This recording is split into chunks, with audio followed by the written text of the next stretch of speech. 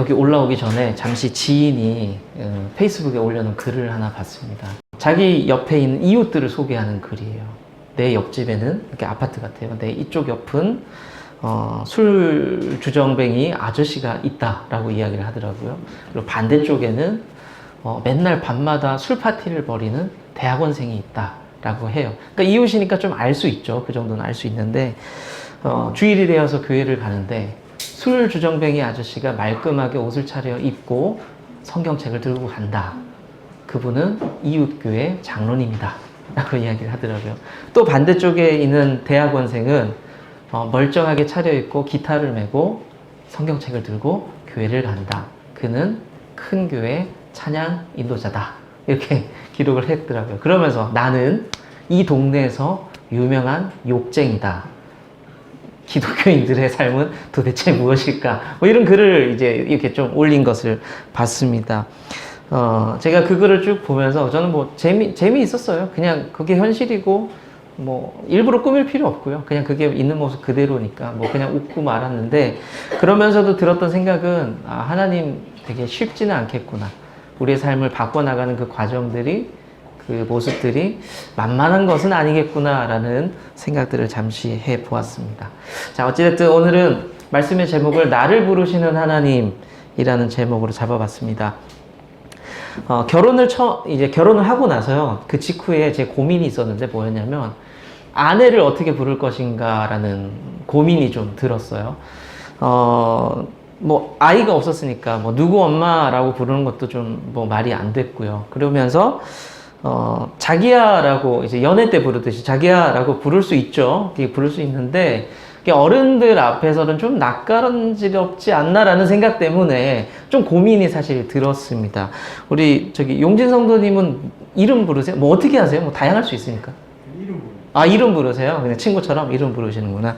네, 뭐 다양할 수 있습니다. 그런데 저도 그런 고민을 하다가 어디서 본 거 있어가지고 드라마에서 뭐라고 불렀냐면 여보라고 불렀어요.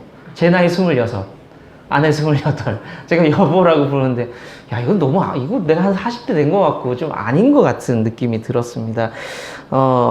그러다가, 지금은 어떻게 부르냐? 그때부터 지금까지 계속 부르는 거는 이제 뭐, 자기야, 이렇게 계속 그렇게 부르고 있습니다. 승우 엄마, 승민이 엄마도 좀, 저는 안 맞더라고요. 여러분들은 어떻게 부르는지 모르겠는데.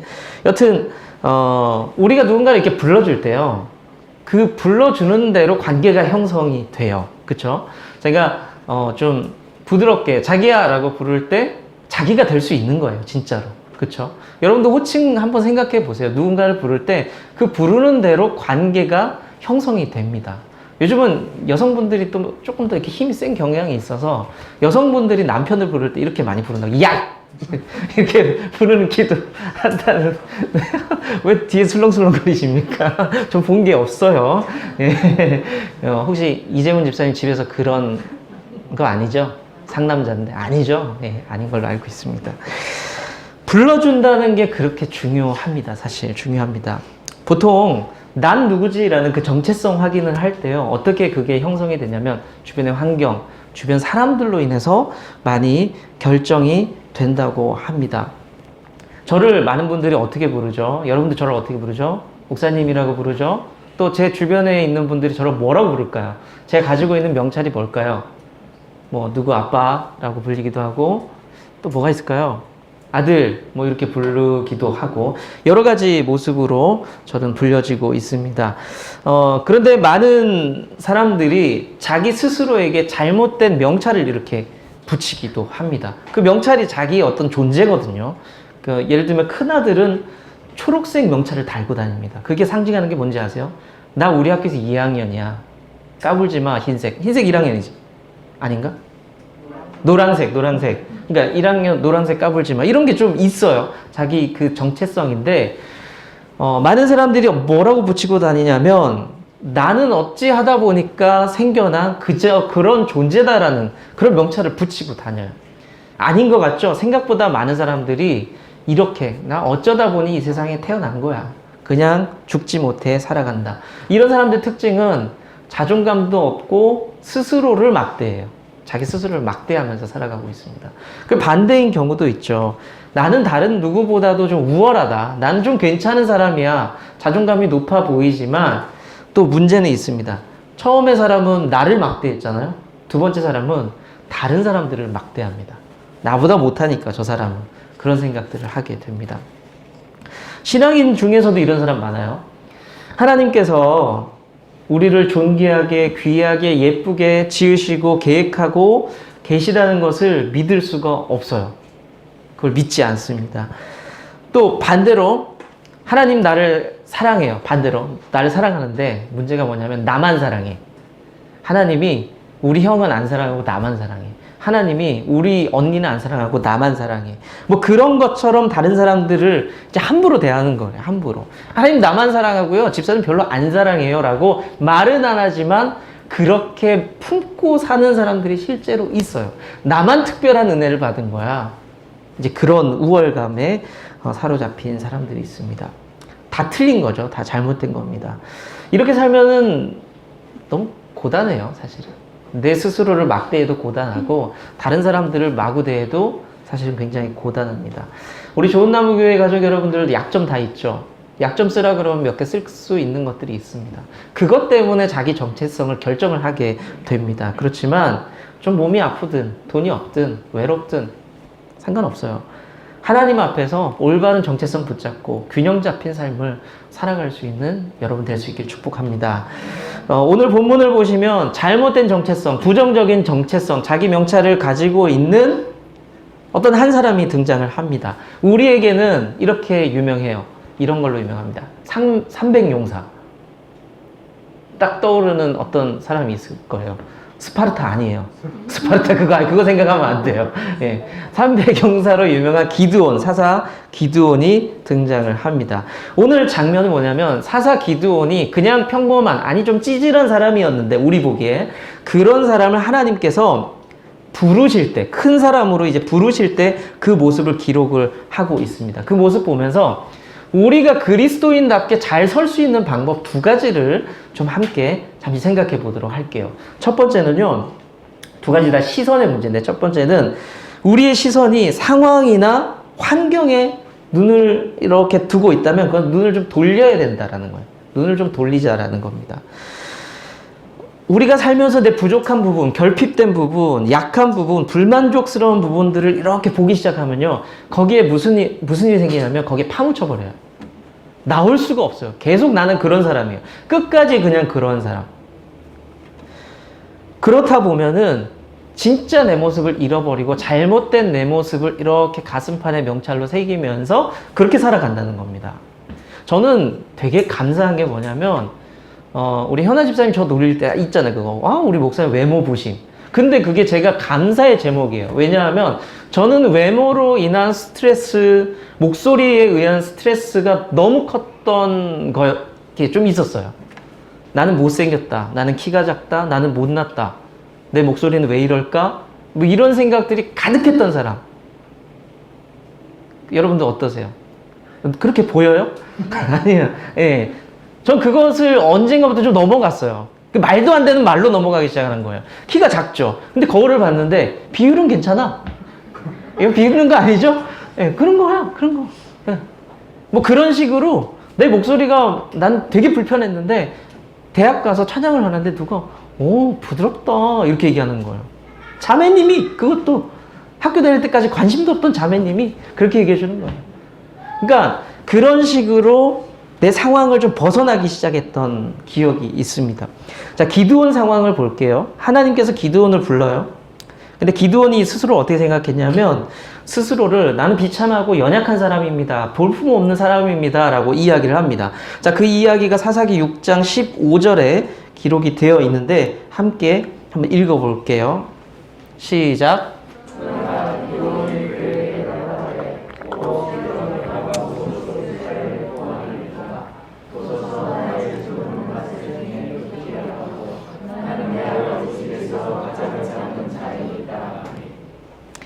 자, 기드온이 소개하는 자신, 난 이런 사람입니다라고 하나님께 뭐라고 소개하냐면, 하나님, 우리 민족은 미디안에게 지금 속박당해 있는 민족이잖아요. 아시죠? 내가 그 민족의 백성이에요. 근데 그 민족 중에서도 우리 집안은 좀 없는 집안, 부족한 집안이에요. 그런데 그 중에서도, 그 집안 중에서도 나는 별 볼 일 없는 식구예요. 잘 아시잖아요. 나 그런 사람입니다. 라고 이야기를 합니다. 제가 앞서서 말씀드렸다시피 자기 정체성은 외부 사람들이 이렇게 어떤 환경이나 외부 사람들이 불러주는 대로 정해져요. 자, 기드온이 했던 말이, 이런 상황들이 사실일까요? 거짓일까요? 사실이에요, 이건. 맞아요. 기드온이 한 말이 틀린 말은 아니에요. 그런데 틀린 말은 아니었지만 이것 때문에 문제가 나타나기 시작을 합니다.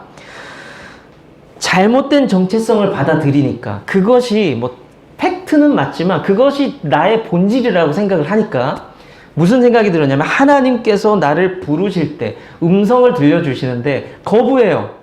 난 그런 사람이 아니에요 라고 거부를 합니다. 그리고 하나님 불러주실 때에 잘못된 반응을 합니다. 거절합니다. 나는 그럴 만한 그릇이 못 돼요 라고 이야기를 하죠. 하나님께서 기도원을 부를 때 뭐라고 반응하냐면, 한번 띄워주세요. 이거를 여러분들이 한번 여러분들 말이라고 생각하고 기드온이라고 생각하고 한번 쭉 읽어보세요. 시작.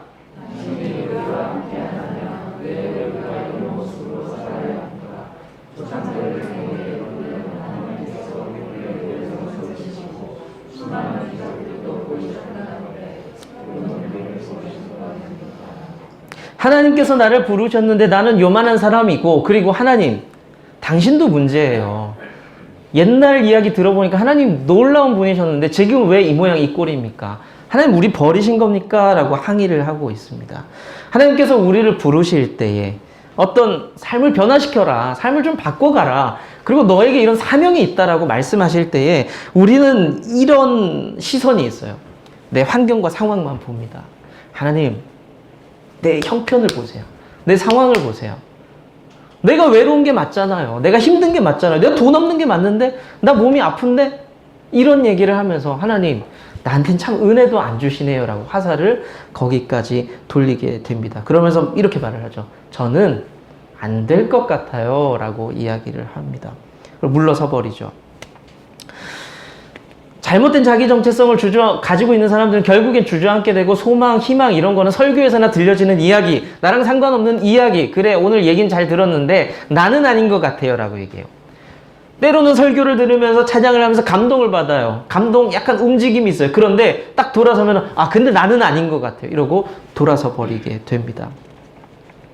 지금 기드온의 이런 모습이나 우리 모습이 사실 별반 다르지가 않습니다. 정도 차이만 있을 뿐이죠.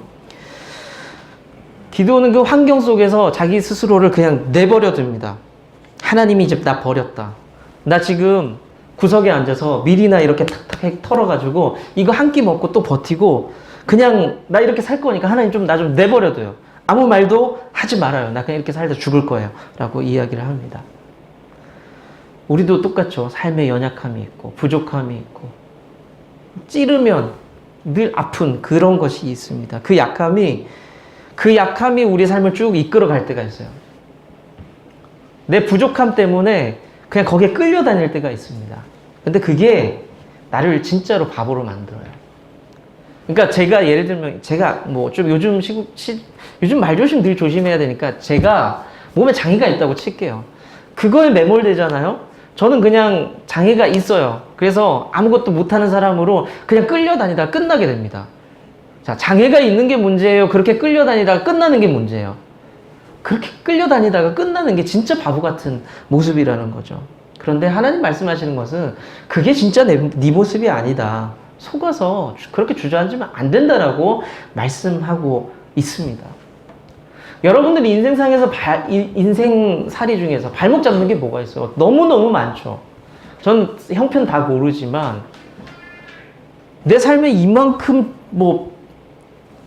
정말 부풀어져 있는 어떤 빚덩이가 있을 수도 있고, 야, 이건 나는 내가 어떻게 할 수 없는 몸에 질병이 있을 수 있고, 아니면 성격적인 고통이 있을 수 있고, 결함이 있을 수도 있고, 어려운 일들이 많을 텐데, 그것에 매몰돼서 끌려다니기 시작하면 하나님의 일을 하는 죄성이 절대 아니라는 거죠.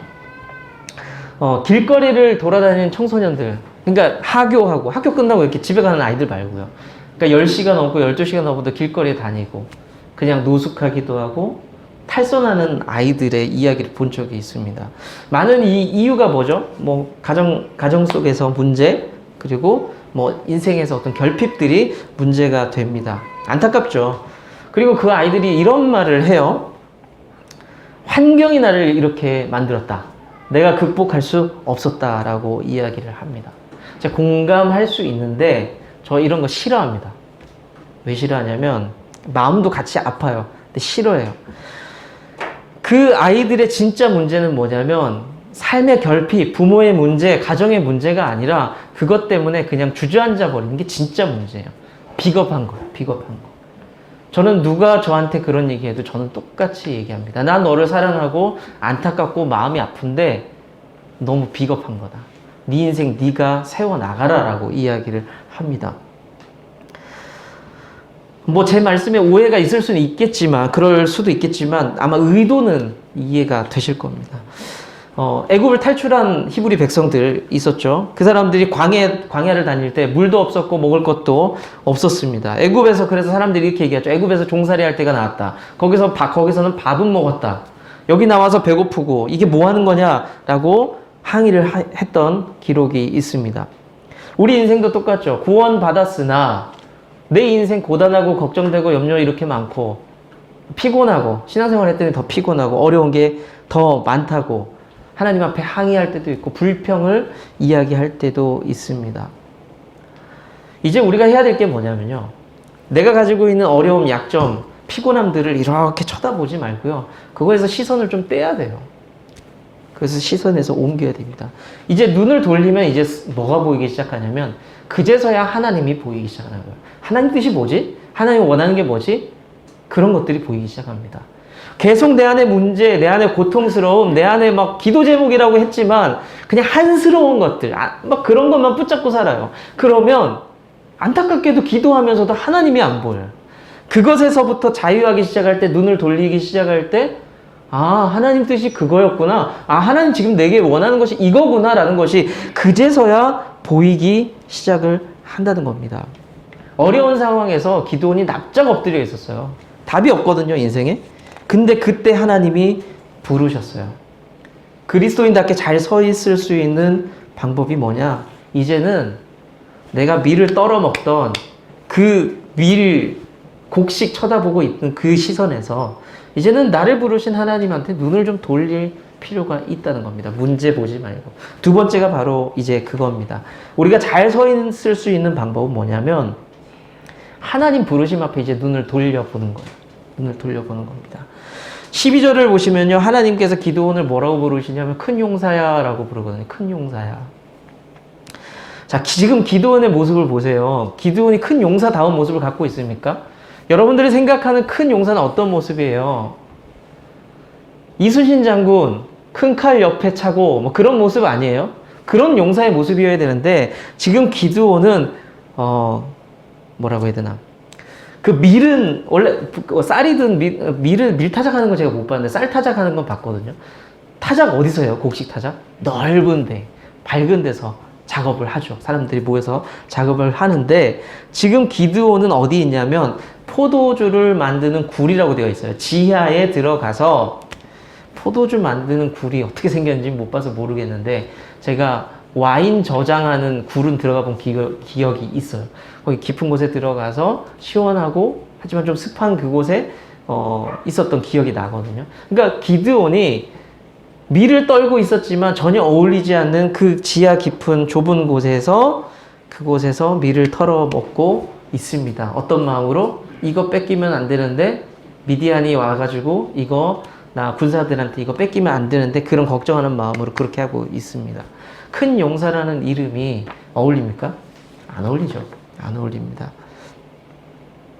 그런데 하나님께서 꿋꿋하게 얘기하세요. 그래도 너는 큰 용사다.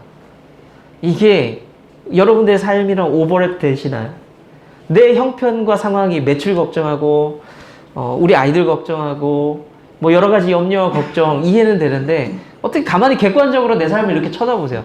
약간 좀 비참하고 불편하고 불쌍하고 그런 모습 보이잖아요. 근데 하나님께서 여러분들에게 계속해서 말씀하시는 거예요. 용사다. 다른 의미로 바꾸면 너는 거룩한 사람이다.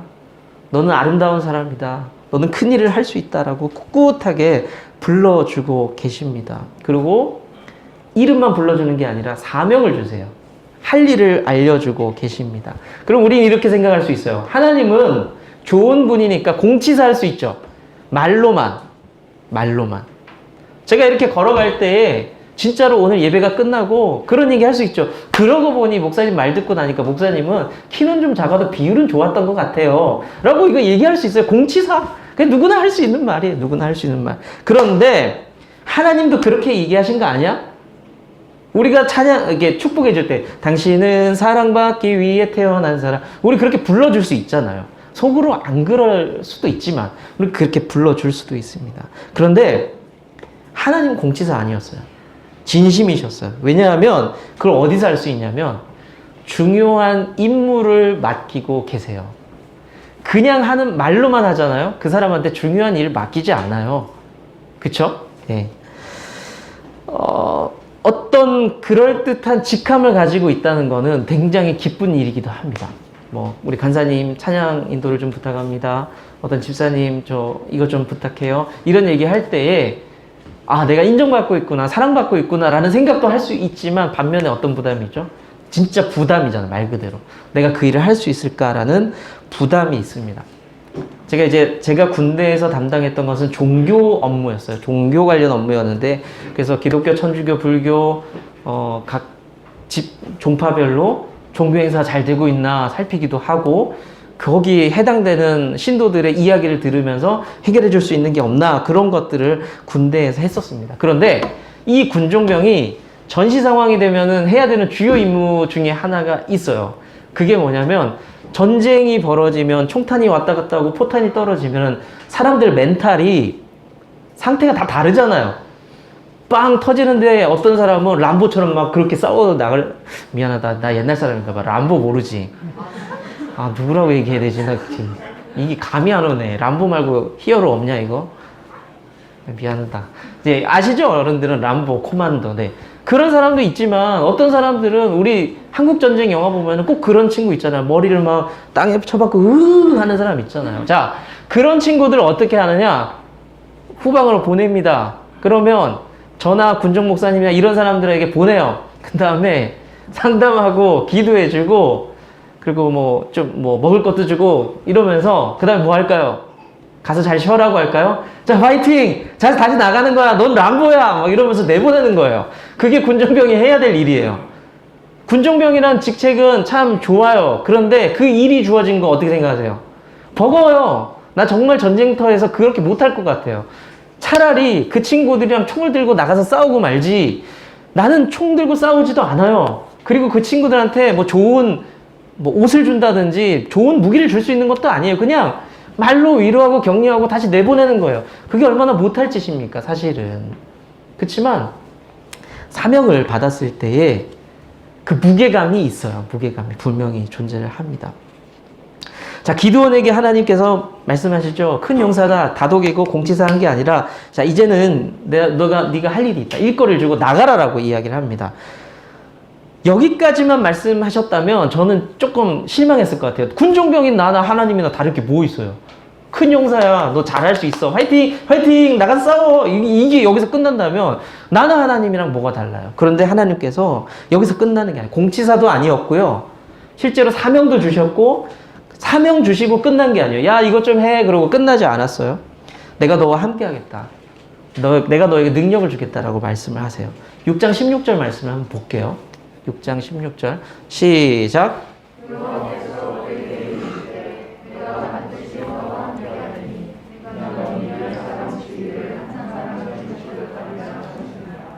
아멘. 능력도 안 주고 도구도 안 주면서 어려운 일 시키는 그런 비인격적인 하나님이 아니시라는 거예요. 내가 너와 함께 하겠다. 그리고 미디안 사람 저렇게 많아 보이지? 한 사람 치래. 너 맞짱은 뜰 수 있잖아. 해볼만 하잖아? 1대1로 싸우듯이 그런 가벼운 마음으로 싸울 수 있게 내가 도와주겠다라고 말씀해 주십니다. 저는 교회를 개척하고 있지만 저와 여러분들의 공통점이 있어요. 인생을 개척하고 있어요. 다 처음 살아보시지 않으세요? 아들로 처음 살아보셨잖아요. 그래 실수 많이 하셨고 딸로도 그랬고 이제 결혼하고 아내로 남편으로 처음 살아보셨죠. 그리고 아빠로 엄마로 처음 살아보셨죠. 권사님 할머니 처음 해보셨잖아요. 옛날에 혹시 해보셨어요? 어디서? 아니죠. 우린 다 그렇게 인생을 개척하면서 살아요. 계속해서 낯선 일, 모르는 일들을 해나가면서 살아가고 있습니다. 그러면서 또 집사로, 성도로, 목사로 우린 여러 모습으로 교회도 섬겨나가면서 살아가고 있습니다. 교회 옛날에 이렇게 빡시게 섬겨본 적 있으세요? 그러니까 마음의 부담을 가지고 우리 교회 어떡하지? 이런 부담은 없었잖아요. 우리가. 저도 이 정도는 아니었어요. 열심히 했지만 이런 부담은 아니었어요. 그러니까 이 부담이 뭔지 아세요? 내가 잘못하면 우리 교회 없어지는데 이 부담 아세요? 정말 하나님 앞에 이렇게 늘 긴장되는 그런 마음들이 사실은 좀 있습니다. 그런 상황에서 하나님이 우리에게 말씀하신 게 뭐냐? 나 엄마 아빠 잘 못하겠어요. 힘들어 죽겠어요. 나 우리 엄마 모시기 힘들어, 아들로, 딸로 살기도 힘들어 죽겠어요. 우리의 징징댈 때마다 난 엄마 아빠 하기 너무 싫어요. 이런 생각이 들 때마다, 나 작은 교회 섬기는 거 너무 피곤해요. 출석하는 게 너무 고달퍼요. 이런 얘기 할 수 있잖아요. 그럴 때마다 하나님 말씀하시는 건 오늘 이대로. 큰 용사야. 너는 원래 엄청난 능력이 있고 모든 걸 할 수 있어. 내가 너한테 사명도 줬잖아. 너 할 수 있어. 큰 용사야. 라고 말씀하시면서 내가 너와 함께 할게. 그리고 내가 너에게 일할 수 있는 능력을 줄게. 너는 큰 용사의 역할을 감당할 수 있어. 라고 죄송하지만 아주 비현실적인 비전을 제시하세요. 근데 놀라운 건요. 하나님께서는 비현실적인 것을 현실로 만드시는 분이십니다. 여러분들 성경에서 보셨잖아요. 광야에서 길을 만드시고 막대기 쳤더니 물 튀어나오고 비현실적인 일들이에요.